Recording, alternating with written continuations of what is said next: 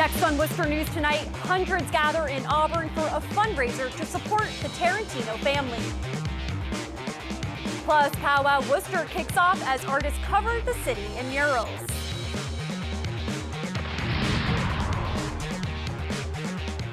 Good evening, everyone. Thank you for joining us. I'm Olivia Lemon. We begin tonight in Auburn, where a fundraiser was held for fallen police officer Ronald Tarentino Jr. For the past few months, Auburn police officers have been selling raffle tickets for a 2016 Ford Mustang.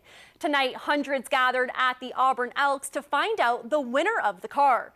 Members of Officer Tarentino's family were there for the event. They say they are grateful for the community's support. Our Cam Jandra was at tonight's raffle and has more on the love and support Tarentino's parents have felt throughout. Cam? Olivia, Ron Sr. and Sharon Tarentino say the support they have felt from the community has been overwhelming for the last 3 months. The Tarentinos say fundraisers like tonight's put on by Auburn and Leicester have been a huge help to their family. Tonight's is also special because of Officer Ronald Tarentino's love of cars. A 2016 Ford Mustang was donated by Herb Chambers Toyota of Auburn. Tickets were $50 and all 2,000 tickets were sold. It's a beautiful car. He loved those cars. I mean, he did all kinds of work on them. It was his baby. It was his projects, help his friends with them. They all have them, and they take them apart, put them together, and he really had a great love for the Ford Mustang, More than $60,000 was raised for the Tarentino Fund from this fundraiser alone.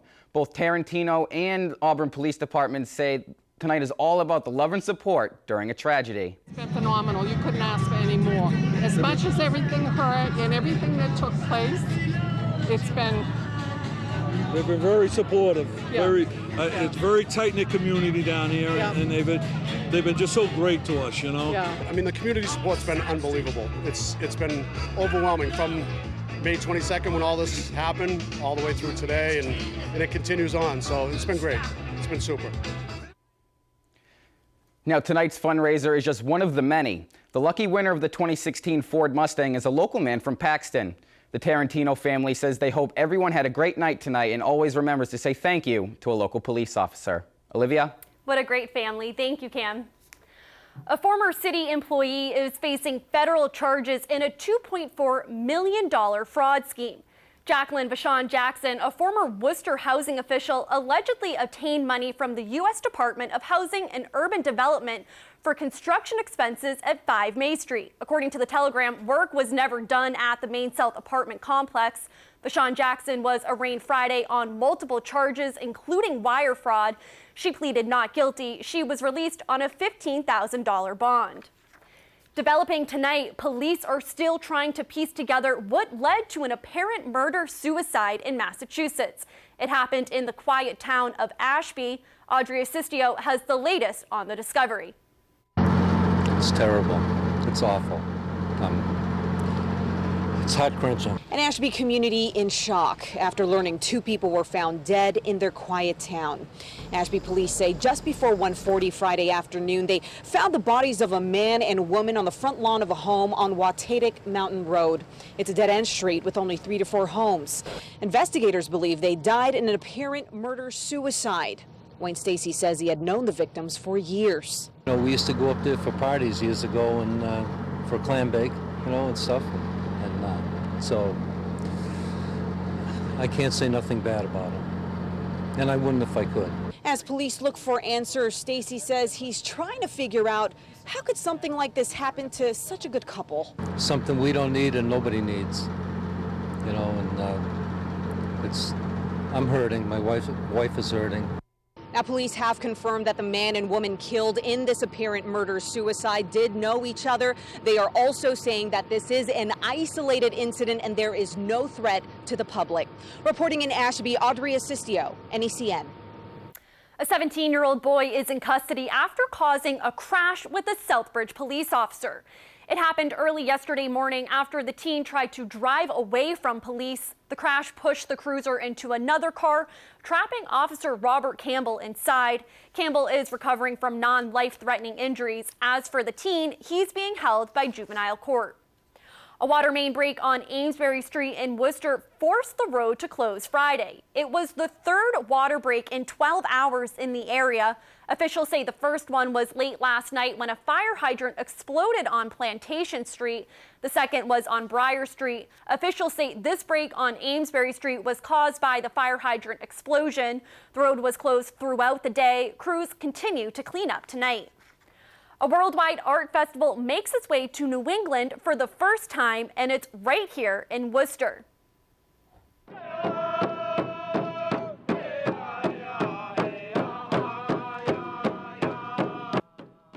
The Eastern Medicine Singers kicked off the event Friday behind City Hall with a drum circle. Powwow Wooster is a 10-day event where more than 10 walls around downtown will be painted by artists from the United States as well as 7 different countries. Artists are about to start painting walls on buildings like the DCU Center. They have already started sketching and painting behind the Palladium and have made progress today on the sidewall of the Hanover Theater. So I encourage people to come down, whether it's at night or during the day.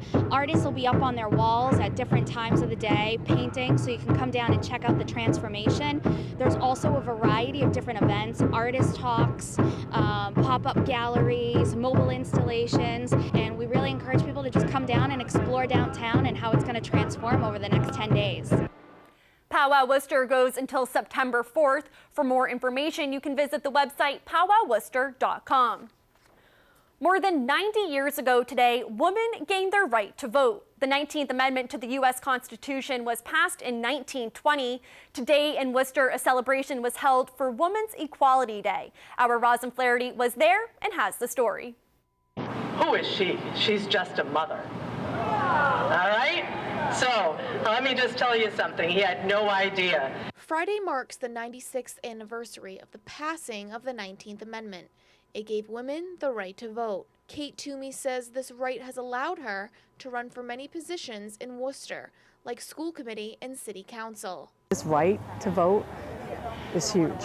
Dozens gathered at City Hall Friday to celebrate Women's Equality Day. It's really important for us all, women, younger women, to really know what's going on and to know that our vote can count and matter. City Manager Edward Augustus says Worcester has played a major role in equality. This city was at the forefront of the abolitionist movement. This city was at the forefront of the women's rights movement. The first National Women's Rights Convention was held here in Worcester in 1850. This city has played so many important kind of catalyst roles, and in some ways I like to think of us as the conscience of the country. City officials and citizens say even with all the progress made, there is still a lot more work that needs to be done. Talk about pay inequity even today. We still need to address the terrible issue of sex trafficking and encourage young girls to get into STEM fields. For my granddaughter and great-granddaughter, should they come along, that they will experience the true equality that is due every citizen of this great country. Rosin Flaherty, Worcester News Tonight. The author of an international bestseller visited Worcester Friday. She spoke of her struggles from being a homeless adolescent to being accepted at Harvard University. Worcester Public School staff were in the audience listening to the author's message. Our Brittany Schaefer has more. This message with the kids coming in on Monday is extremely important. Thousands of Worcester Public School faculty and staff were at the DCU Center Friday for an emotional presentation. Teachers, bus drivers, and custodians, just to name a few, heard the story of author Liz Murray, who went from being homeless to a Harvard student. I was homeless as an adolescent, 17 years old with 1 high school credit and a 42 average. So I was in a mess. My family had lost them. My mother had died. It was, a very bad situation. This is when Liz says she met her mentor, a teacher who worked countless hours to help her reach her potential. I like to come to a huge event like today to just remind teachers why what they do is so critical and to thank them. With school starting this Monday, Superintendent Maureen Beninda says she wants her staff to know they can make a difference for every child. We have high expectations for.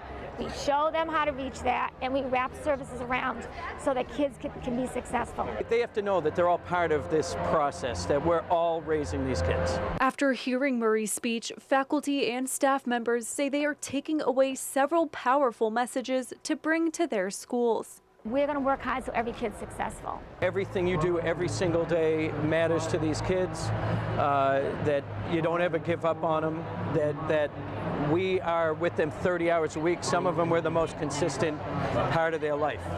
Brittany Schaefer, Worcester.